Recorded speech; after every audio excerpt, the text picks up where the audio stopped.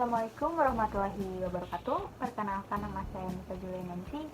Saya dari kelas 2B TTE dengan NIM 221331053. Pada video kali ini saya akan menjelaskan praktikum modul ketiga. Untuk mengetahui lebih lanjut, kita simak video berikut ini.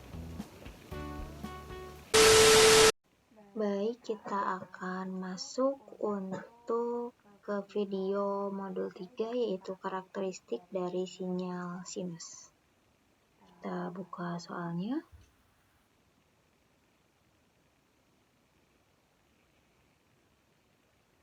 Untuk soalnya, yang pertama, jalankan program di bawah ini, kemudian jawablah pertanyaan-pertanyaan berikut ini. Baik, sudah saya tulis programnya seperti ini. Selanjutnya kita akan menjawab pertanyaan-pertanyaannya. Pertanyaan pertama, variabel mana yang menunjukkan frekuensi sampling? Dan pertanyaan kedua, variabel mana yang menunjukkan frekuensi sinyal? Oke. Sebelumnya kita akan running dulu hasilnya seperti apa. Dan untuk hasilnya akan menjadi seperti ini. Kita pindahkan, kemudian kita beri penjelasan. Nah, setelah dipindahkan,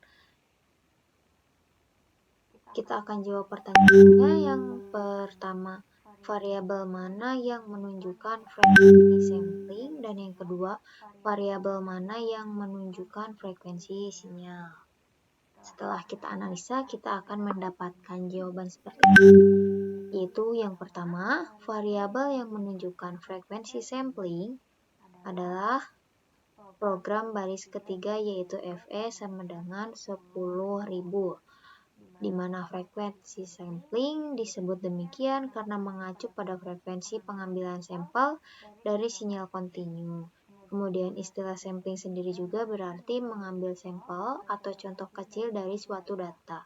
Dalam konteks sinyal, sampling berarti mengambil nilai pada waktu-waktu tertentu.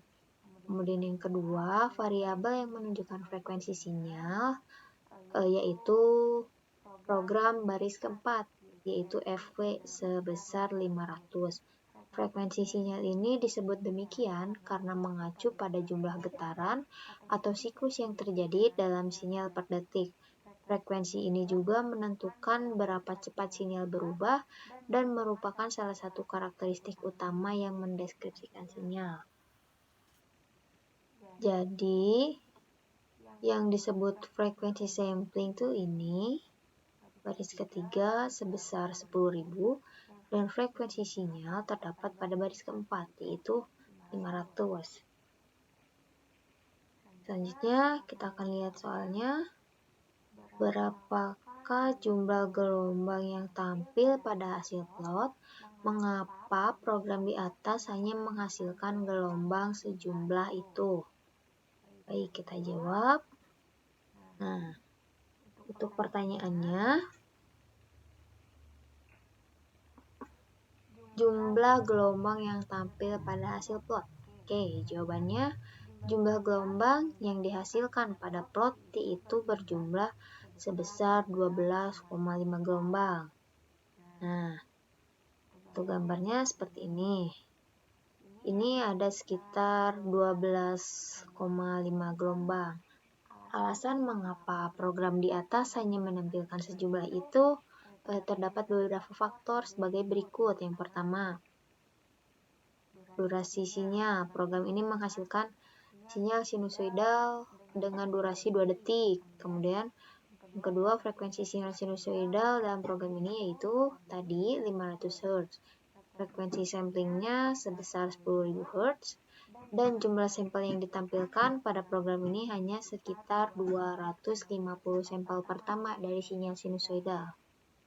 Selanjutnya ada perhitungannya, yaitu dalam 2 detik terdapat 2 dikali 10.000, yaitu 20.000 sampel sinyal sinusoidal.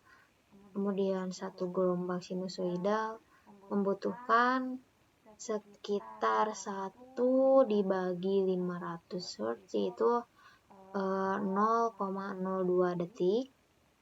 Dan dalam 2 detik juga kita bisa menghitung 2 dibagi hasil tadi 0,02 detik, sekitar 1000 gelombang sinyal sinusoida lengkap. Selanjutnya, alasan mengapa gelombang yang ditampilkan hanya 12,5, yaitu plot hanya menunjukkan 250 sampel pertama, kemudian 250 sampel juga mewakili sekitar 250 dibagi 10.000 Hz, yaitu 0,025 detik. Dan dalam 0,025 detik juga terdapat sekitar 12,5 gelombang. Jadi program hanya menghasilkan gelombang sebesar 12,5 gelombang karena hanya menampilkan 250 sampel pertama dengan frekuensi 500 Hz dalam durasi 0,025 detik, dan durasi dari frekuensi sinyal juga menentukan jumlah gelombang sinusoida lengkap dalam 2 detik. Sedangkan frekuensi sampling itu sendiri menentukan berapa banyak sampel yang ditampilkan dalam plot. Kita lanjut ke soal selanjutnya. Perhatikan kode pada baris ke-11, ganti kode ini agar dihasilkan tampilan hanya 1 gelombang sinus saja. Oke, ini kita hapus dan kita coba menggunakan sekitar 21. Kita running. Nah, akan menghasilkan gambar gelombang seperti ini. Sesuai dengan pertanyaan, kita hanya diminta untuk menghasilkan 1 gelombang saja.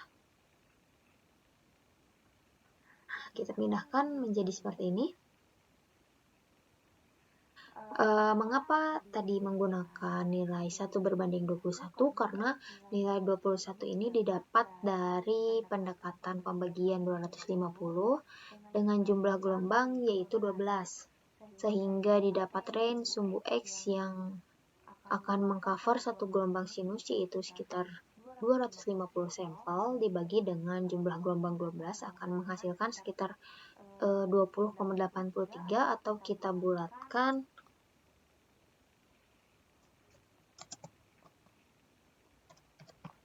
menjadi 21.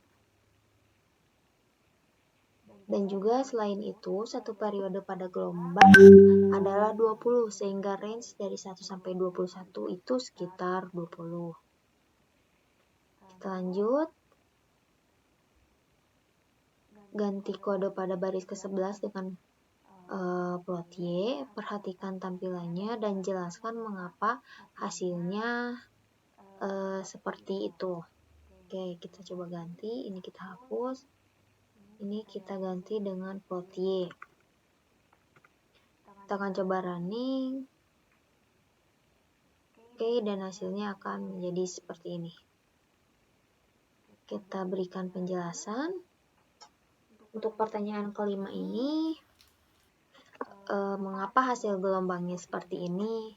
Setelah mengubah plot Y dan menjalankan hasil program, maka gelombang yang muncul akan ada sebanyak 20.000 gelombang karena terdapat beberapa penjelasan juga. Yang pertama, gelombang sinusoidal. Plot akan menunjukkan 20.000 gelombang sinusoida lengkap karena terdapat 20.000 sampel dalam sinyal sinusoidal dan setiap gelombangnya terdiri dari 20 sampel. Nah, ini.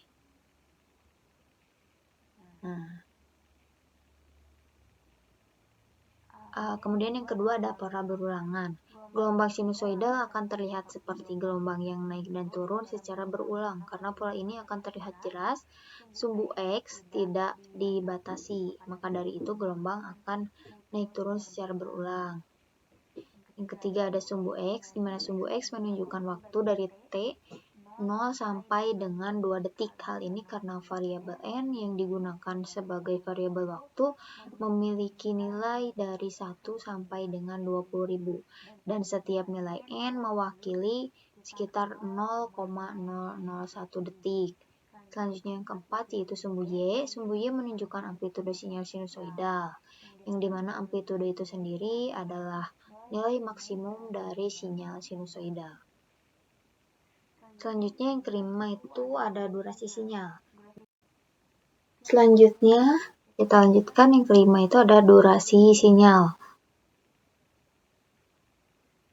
Durasi sinyal sinusoidal adalah 2 detik.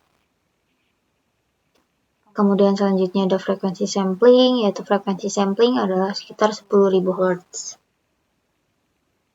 Dan yang terakhir jumlah sampel dengan durasi 2 detik dan frekuensi sampling 10.000 Hz terdapat 2 dikali 10.000 sama dengan 20.000 sampel dalam sinyal sinusoidal, di mana N gelombang sama dengan T per T sama dengan 20.000 berbanding 20 yaitu 1.000. Gelombang akan sangat berhimpitan satu sama lain karena satu periodenya adalah 20, sehingga pada satu grafik tersebut akan mendapatkan gelombang sekitar 1.000. Kita lanjut ke soal nomor 6. Gantilah kembali baris ke-11 lalu ganti nilai frekuensi sampling dengan 1.000. Oke, kita ganti. Kita ubah terlebih dahulu ini menjadi 1 berbanding 250. Ini kita kurangi menjadi 1.000. Dan kita akan coba running. Hasilnya akan menjadi seperti ini. Kita masuk untuk penjelasannya. Setelah diganti program baris ke-11 ini dengan kode semula lalu mengganti nilai Fs sama dengan 1.000 akan menghasilkan gelombang sinyal seperti ini. Mengapa gelombang sinyal sinus ini menjadi rusak? Dikarenakan frekuensi sampling sama dengan 2 dikali frekuensi sinyal. Dari hasil yang telah diperoleh bisa kita simpulkan bahwa pengaruh frekuensi sampling dapat mengubah nilai frekuensi sampling atau Fs dan tidak mengubah jumlah gelombang sinusoidal, tetapi mempengaruhi kehalusan tampilannya, di mana Fs yang lebih tinggi menghasilkan plot yang lebih halus dengan gelombang yang lebih rapat, sedangkan jika Fs yang lebih rendah menghasilkan plot yang lebih kasar dengan gelombang yang lebih jarang. Mungkin cukup sekian hasil video untuk praktikum modul 3. Mohon maaf apabila ada kesalahan. Wassalamualaikum warahmatullahi wabarakatuh.